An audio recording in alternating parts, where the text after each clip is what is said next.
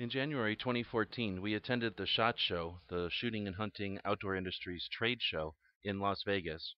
We talked with ATF agent Ted Clutter about the NFA branch of the ATF. That's the branch that deals with firearms regulated by the 1934 National Firearms Act.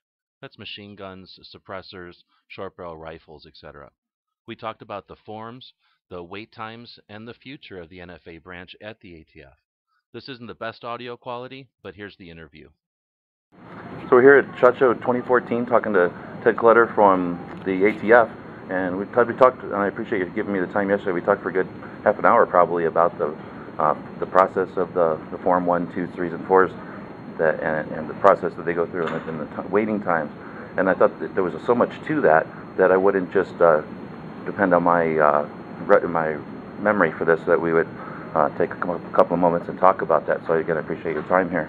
You're welcome. So we're talking about the NFA registry. So the firearms that under the 1934 National Firearms Act require to be registered with the ATF, and that means they're put on the registry. Of course, to do that, there's ways to do that, and that's what these 4 forms are. We've got 4 forms: the 1, 2, 3, and the 4. The 1 and the 4 are the ones we're most familiar with. The 2 and the 3 have to do with licensed FFLs and transfers between them, so we don't see those as often. But we've noticed or people have noticed that the waiting times on the Form 1 and the Form 4 have increased over the years. And as we talk, I found out there's a lot more to that than simple data entry. Correct. So, could we briefly talk about first, what's the difference between the Form 1 and the Form 4? To summarize, the National Firearms Act, as you just described, was enacted in 1934, and our responsibility in the National Firearms Act branch is to process all forms, and there's a variety of different forms for which we do process, and each form requires certain qualifications for us to be able to acknowledge the registration or to qualify a transfer to a particular applicant or transferee. One of the forms that you are interested in, or 2 of the forms, are the tax-paid applications. Tax-paid forms are the ATF Form 1, which is an item to make and register a National Firearm Act article, which could be a short-barrel rifle, short-barrel shotgun, machine gun, for those government entities or those who are licensed as manufacturers, for destructive devices, silencers, and any other weapons, are a variety of the different type articles under the Act. The Form 1 commonly is used by our applicants to make and register short barrel rifles, is what we see most common. And the requirement there is for us to receive a making tax of $200. That is something that we receive, as well as qualify someone's background, if it's an individual, with a fingerprint card, or the identification of the applicant by supporting documents that are commonly known as a trust, which could be lawfully formed in a particular state, as well as if a corporation wanted to make and register a particular item. The qualification of such form does not necessarily take that long once it is received, but there's procedures in place over the years in order to receive that ATF Form 1, is that the tax must be collected. And in order for the tax to be collected, it's sent to our bank, which is in Atlanta, Georgia, to receive the tax. They provide a receipt in payment to that tax. Then it is sent to our West Virginia branch in order to begin the process of receiving each of those grouped applications received at a particular time, and find those accounted for, as well as begin the process of entering those into the National Firearms Registration and Transfer Record, and to assign that to one of our ATF examiners for review, to offer the qualifications or final determination to the request. What has happened over the years is that time from when someone would send an application has grown to a couple months just to receive and be assigned to an ATF examiner, because volume has consistently grown time and time again at a rate of about 20% each year annually for the past 5 years approximately. So with continued increase, limits our ability when we're not growing in any of our contracts are the number of ATF personnel to process such applications.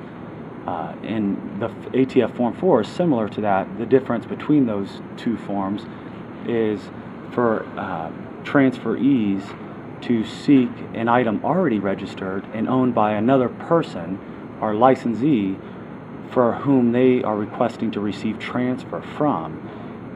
In order to receive that transfer, they must submit that application, the same format, and goes through the same bank, as well as data entry and assignment to ATF examiner.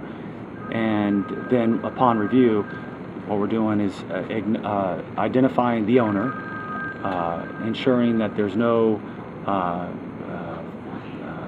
we would not be placing anyone, the transferee, in violation of any state law, as well as ensuring compliance with the National Firearms Act and the Gun Control Act, and that we have all items in support of that application, to include receipt of that tax.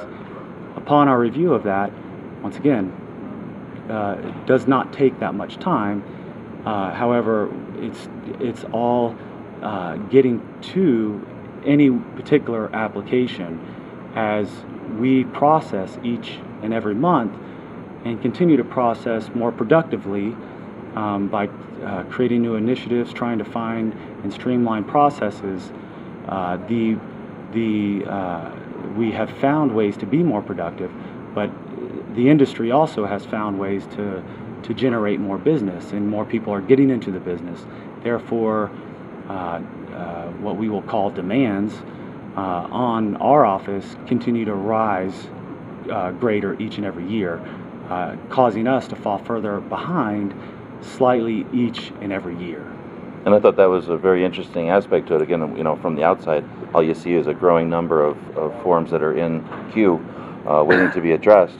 However, when we were talking, like you just mentioned, that since there's more interest, there's more demand for the NFA registered firearms, that means there's more people coming to the market to create those and to sell them, and that means there's more possibility for errors. And we had talked about that there's an error rate where forms get kicked back, and of course that just adds it to or removes the efficiency from the system. And obviously, like you said, you're under-resourced for the amount of demand. So any of these things that stop the flow, and that could happen anywhere along the way. I suppose if somebody signs their check incorrectly or forgets to sign it or something silly like that, these all require it to stop, and more resources on your end to track it and monitor and then follow through. And again, I can imagine that you mentioned in 2005 everything was kind of flush. We were at the months or very few months, 30 to 60 days at most of the forms, and then as the NFA, the assault weapons ban ended, I suspect it's one of the impetuses that we started to see more demand. You said in 2008 it sort of tipped the balance, and at that point your resources are fixed. All you can do is, like you said, figure out a better way to build a mousetrap with the resources you have, or to better utilize your resources. But there's all this more demand coming to you, and it's not just that your data entry. You have to, like you said, make sure that everything is okay with state laws and what the person is transferred from or the person is transferring to.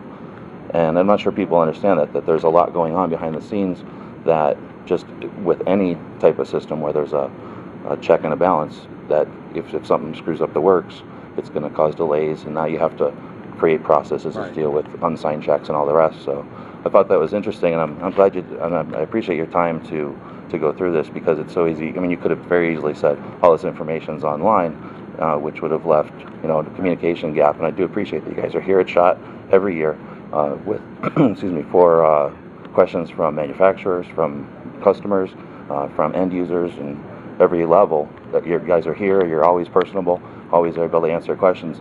And more importantly, everything's available online. ATF.gov, Yes. the ATF.gov/forms. As well as we have customer service representatives that our applicants can contact, and that number is 304-616-4500 anytime they wanted to get an idea where we are as far as offering an expectation of return on their application, because it does change, and we hope to be budgeted and to be able to gain resource in order to process even more efficiently and turn things around. We haven't always had certain time frames like we do now, so do stay tuned to have an idea that you don't have to call frequently. You can always call in just to inquire approximate times, and you can usually expect that. And also keep in mind too that it's not just the ATF Form 1 or Form 4 that we're processing. We're also processing for manufacturers. We're processing for those licensees transferring things. We're processing exports of these type articles for government entities, for military, so forth, so on. So there's a lot of things we do in the National Firearms Act branch that a lot of people don't realize as well, that we process a substantial amount of paperwork. What is benefiting, moreover, now most recently, is our e-forms initiative, which is available online if you look for that.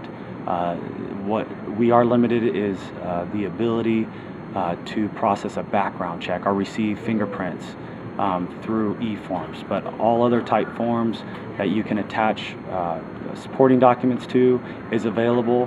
The licensees you're dealing with may have access to e-forms. You may want to request that option be made available. It does reduce the error rate of forms received, as well as delivers more direct to our office for our ability to process most efficiently your form. Right now it offers a greater turnaround. We hope that 2014 going into 2015, if things go well, we can balance things out to find all forms processed in a timely manner. But right now, e-forms does have a better turnaround than if you were to send a paper form at the same time. And that's an example of you using the technology and the resources available to you without more money necessarily or more personnel, to do some of those forms that, again, are behind the scenes for a lot of the end users, file those forms more efficiently, which frees up time for the examiners to do the stuff that we notice the wait times on. Yes. And that's, again, something that's often overlooked when everyone likes to complain that they're... Yeah. And when you mention calling in, just to clarify, that's not for someone to find out about their tax stamp, it's to find out about the general, if they sent theirs in October. Well, they can inquire into the status of their particular application. Oh, okay. What they'll be talking to is a group of our contractors who provide that customer service support, and they would need to know their serial number, and they would have to identify themselves having right to that information, and then they could inquire into the status of their particular application. We wouldn't recommend that you call frequently or all the time, because that is a limited staffing that we have available. And we're talking 15 examiners at this point. Right. We have a total number of 15 examiners, and we're still developing that and hoping that we will continue to find different ways to produce more. So. And one thing I was hoping to do with this interview and with this discussion in the first place was to let people know that, instead of just complaining about the results or complaining about the situation, that this is our government, we can participate in it, and there's ways that we can make sure that resources are allocated so that you can do your jobs more efficiently, and that would be to contact our representatives and let them know that we're interested in seeing some more funds go to the NFA branch of the ATF. If that was their choice, they have that option, of course.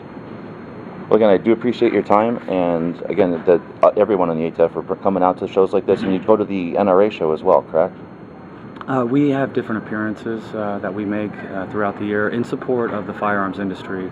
However, our budget has been limited, and so therefore we don't have guaranteed appointments made. We are working with limited number of personnel here at this SHOT Show, and we'll have to see as the year goes on if budget allows for us to attend other events, then of course we seek to provide that service and support. So definitely then people that might be interested in learning more about this, keep an eye on the events like the NRA show or other firearms types of shows that happen in their area for the ATF to be there and get a chance to talk face-to-face like this. Right. Excellent. Well, again, thanks very much for your time and thanks for the work you've done. All right, you're welcome.